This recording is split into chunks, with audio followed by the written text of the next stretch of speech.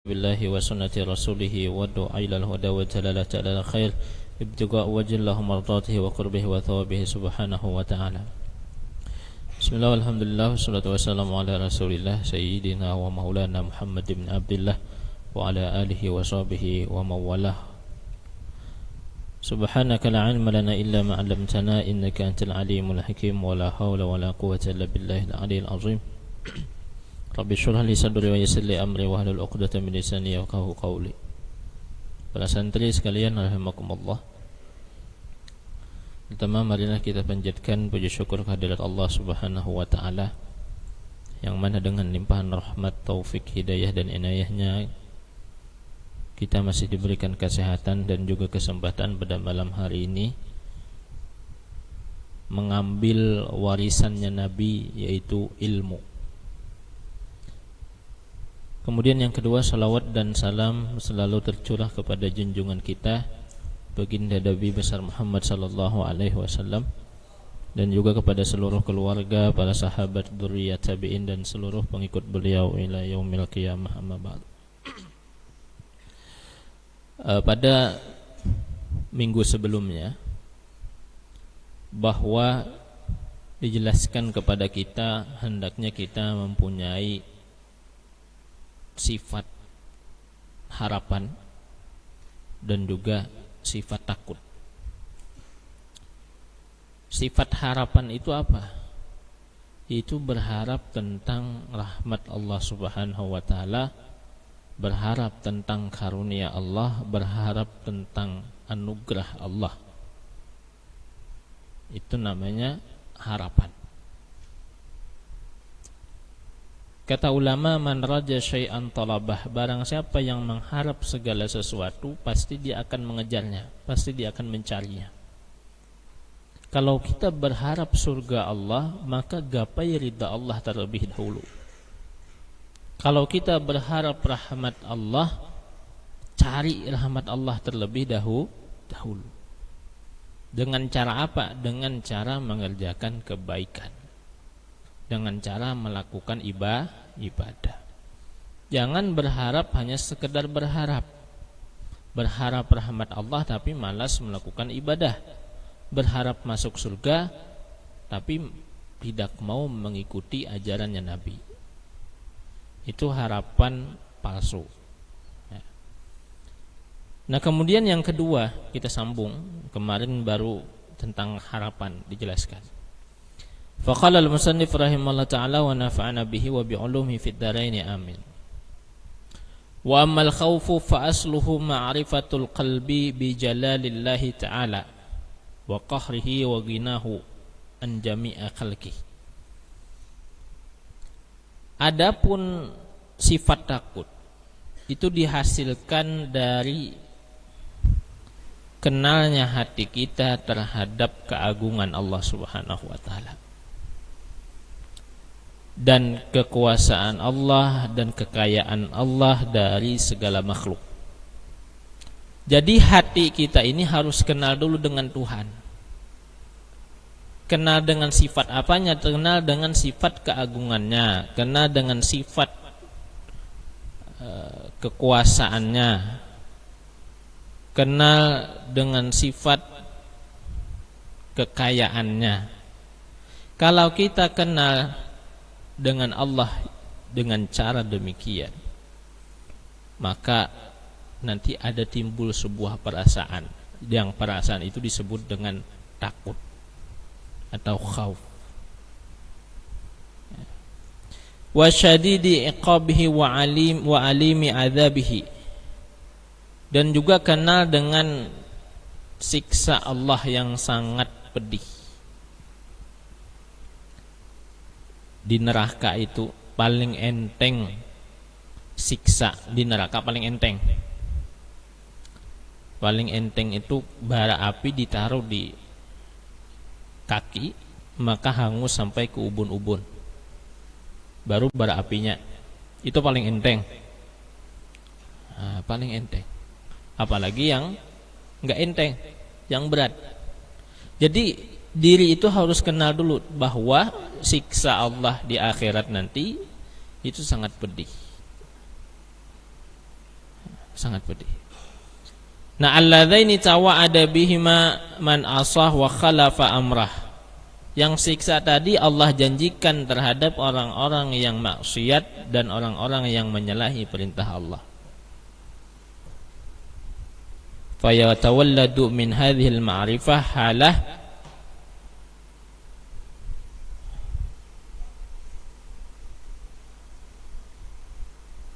apa nih bacanya nih? Fa yatawalladu min hadhil ma'rifah halatu wajalin tusammal khauf.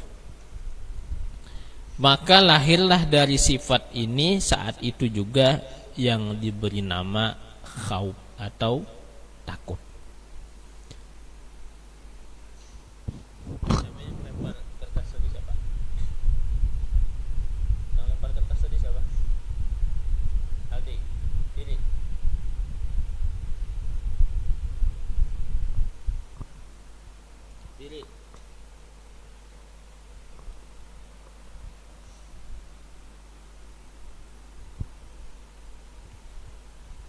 Nah, jadi maksudnya bagaimana sih cara menimbulkan rasa takut ini? Bagaimana cara memunculkan rasa takut di dalam hati kita? Yaitu kita harus kenal dulu dengan siksa Allah. Harus kenal dulu dengan azab Allah. Harus kenal dulu dengan keagungan kekuasaan Allah.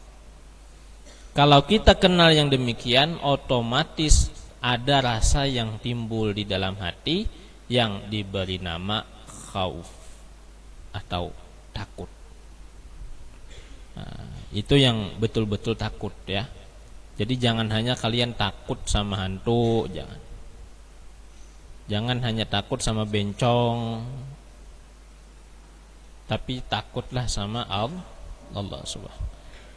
Kalau kalian takut sama Allah, maka yang lain itu akan dibuat takut oleh Allah sama kalian. Nah. Kemudian wathamaratul maqsudatu minhu tarkul ma'asi. Buah dari rasa ketakutan ini adalah meninggalkan kemaksiatan.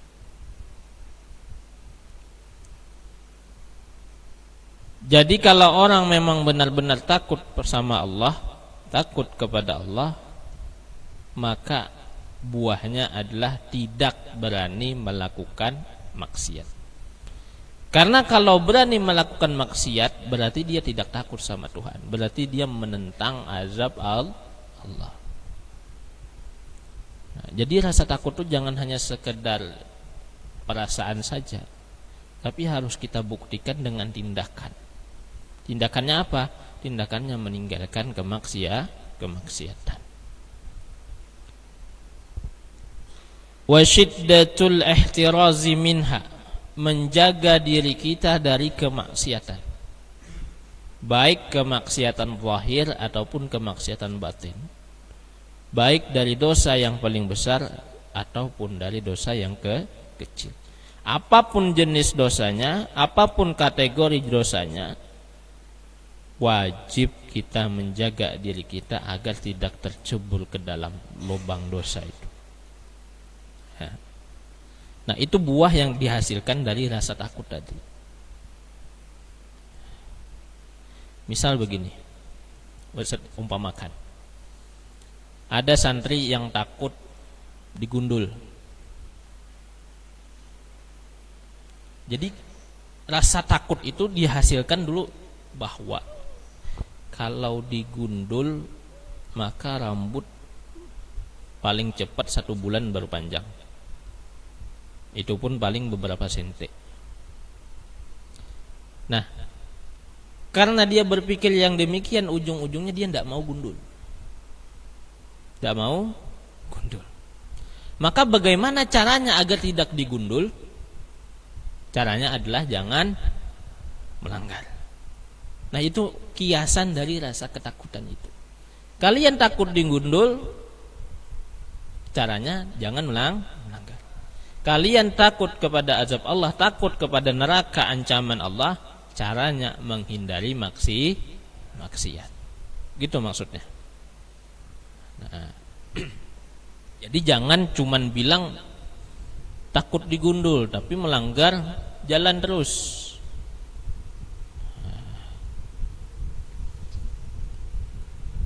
Dan azab Allah ini tidak bisa disogok, tidak bisa dibayar. Sama kayak gundulan di sini tidak bisa dibayar juga. Ada yang mau nyumbang 50.000 tadi, Pak. Nah, tidak bisa dibayar. Walaupun kalian punya banyak duit, azab Allah, siksa Allah itu tidak akan bisa dibayar. Nah, kenapa kita harus menjauhi kemaksiatan itu, menjaga diri dari lubang maksiat? Fa innal ma'siyah hiya tariqul musilah ila sukhtillah wa dari uqubati.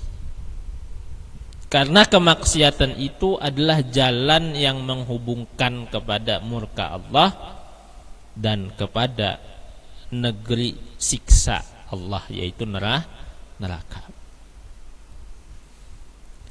Nah, jadi maksudnya dalam hal ini jangan kalian remehkan maksiat itu sekecil apapun.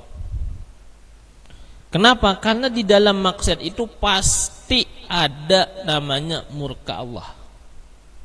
Pasti. Dan boleh saja, siapa tahu maksiat yang kecil itulah yang akan mencelakai kita di akhirat. Siapa tahu maksiat yang kecil itu yang akan menyengsarakan kita di akhirat. Misal pas di timbangan amalnya imbang antara keburukan dan kejahatan, antara keburukan dan kebaikan, imbang 50-50. Ternyata pernah ngambil duit teman 500 perak dan itu belum dihitung ternyata. Setelah dihitung maka masuklah ke timbangan amal buruk atau amal jahat. Dan ternyata itulah yang akan mencelakai di akhirat. Dengan sebab itulah orang itu divonis masuk ke dalam neraka.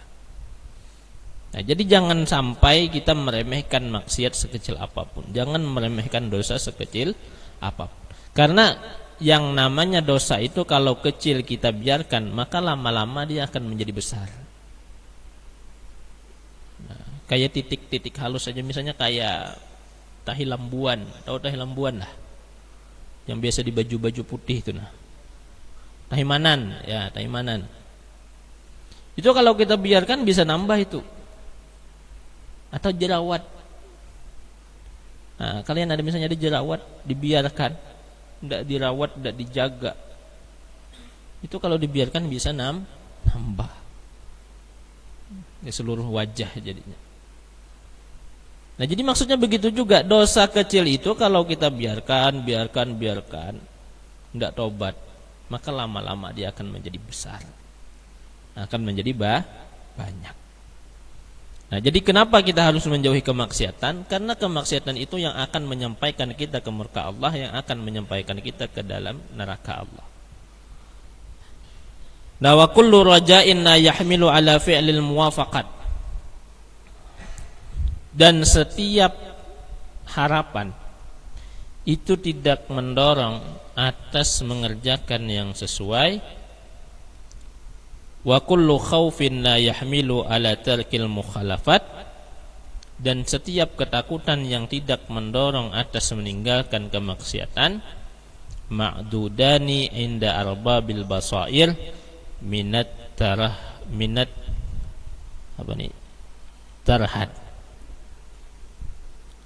Maka yang dua macam itu dianggap sebagai kebodohan, wasyahawat dan palsu. Kebodohan dan hanya syahwat palsu maksudnya. Allati la hasila laha, yang tidak ada hasil, wala ta'ila tahtaha, dan tidak ada faedahnya. Lianna man raja syai'an talabahu wa man khafa syai'an haraba minhu la mahalata. Karena orang yang berharap sesuatu pasti dia akan mengejarnya, dan takut terhadap sesuatu pasti dia akan lari dari hal tersebut, dan itu pasti. Jadi maksudnya begini, kalau ada sifat raja harapan tadi dan sifat ketakutan tadi, Yang sifat raja ini, harapan tadi tidak mendorong seseorang untuk mengerjakan ketaatan, dan ketakutan ini tidak mendorong seseorang untuk meninggalkan kemaksiatan, itu namanya palsu.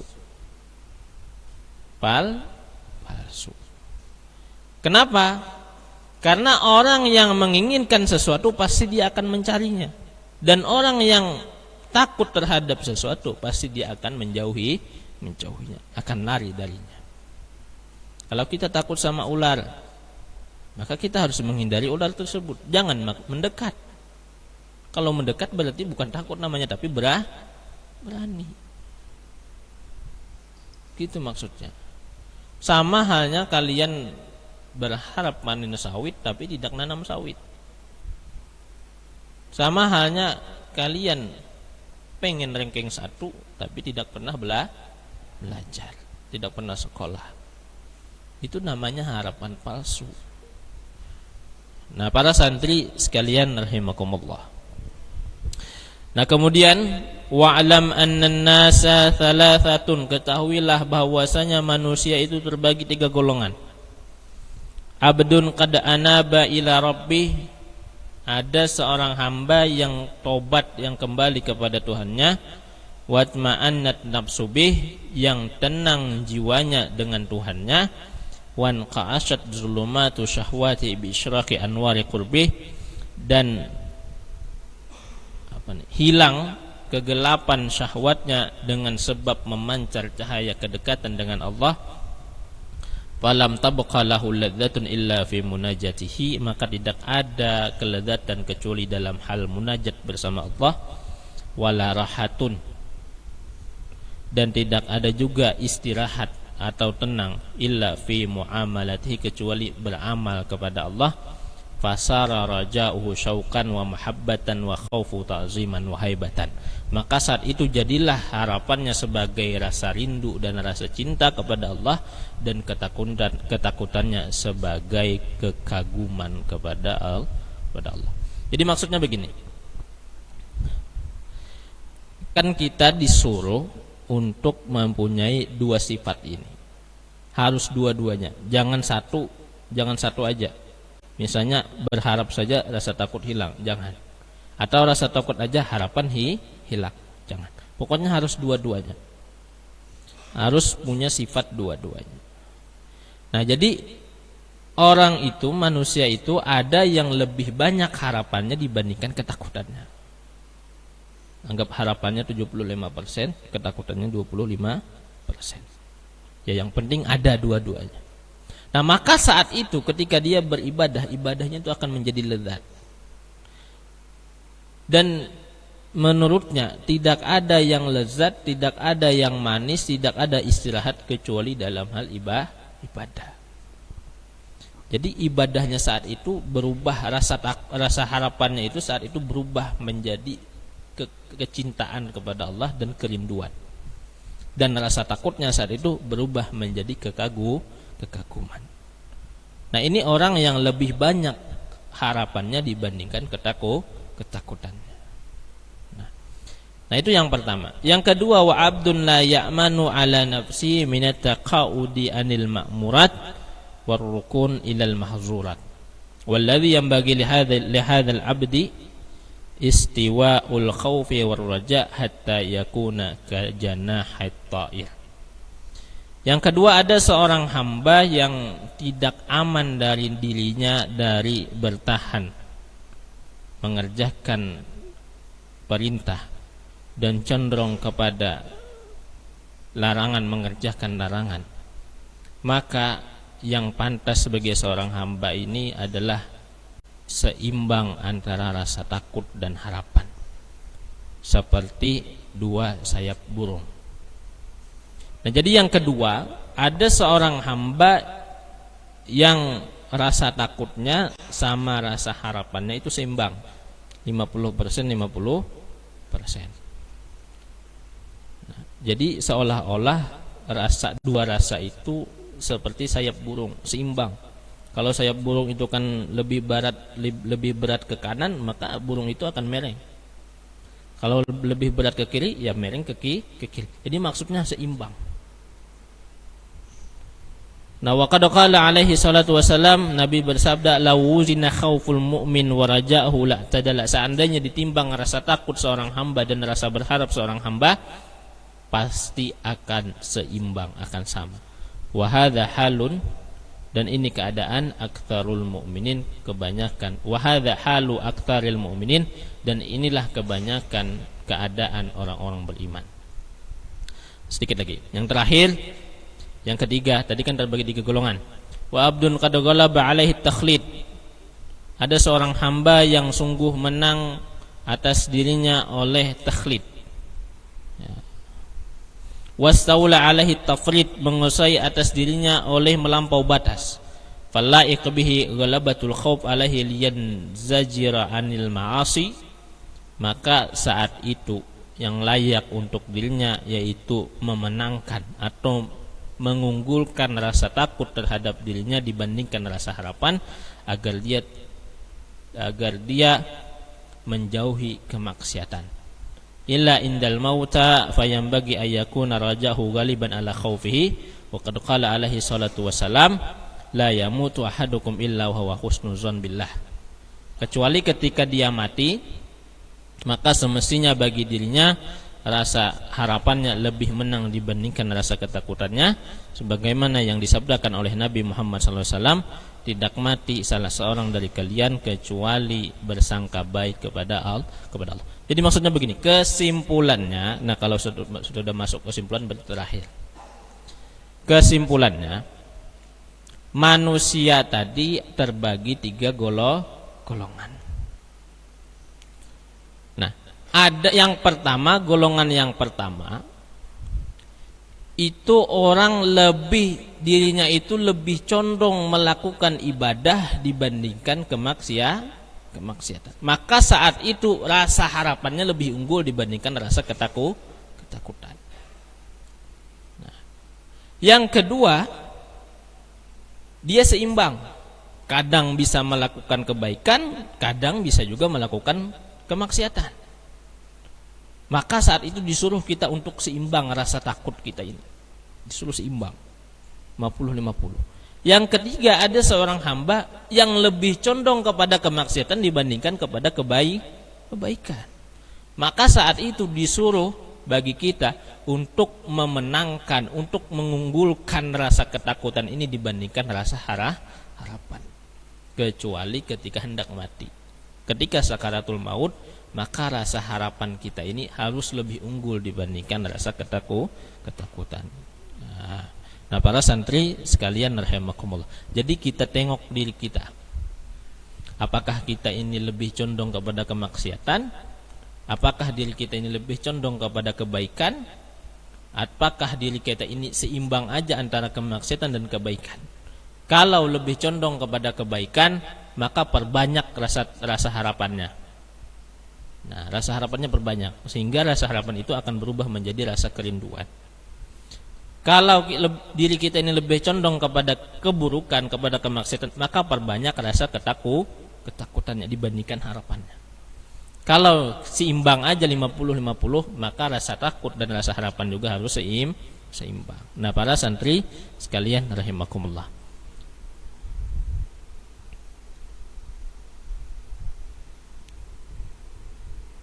Dah, itu aja dulu ya. Bismillahirrahmanirrahim. Nabi wa alihi bisiril Fatihah. A'udzubillahi minasyaitonir rajim. Bismillah. Alhamdulillahirabbil alamin arrahmanir rahim maliki yaumiddin. Shiratal ladzina an'amta 'alaihim ghairil maghdubi 'alaihim. Bismillahirrahmanirrahim. Alhamdulillahirabbil alamin. Allahumma shalli wa sallim ala sayyidina Muhammadin wa ala alihi washabbihi ajmain. Allahumma anfa'na bima 'allamtana wa 'allimna ma yanfa'una wa zidna ilman hudan wa tawfiqan bi rahmatika ya arhamar rahimin. Wassallallahu ala sayyidina Muhammadin wa ala alihi washabbihi wasallam. Alhamdulillahirabbil alamin. Panggilan kepada Hibni ya. Yang lain silahkan subhanakallahumma bihamdik asyhadu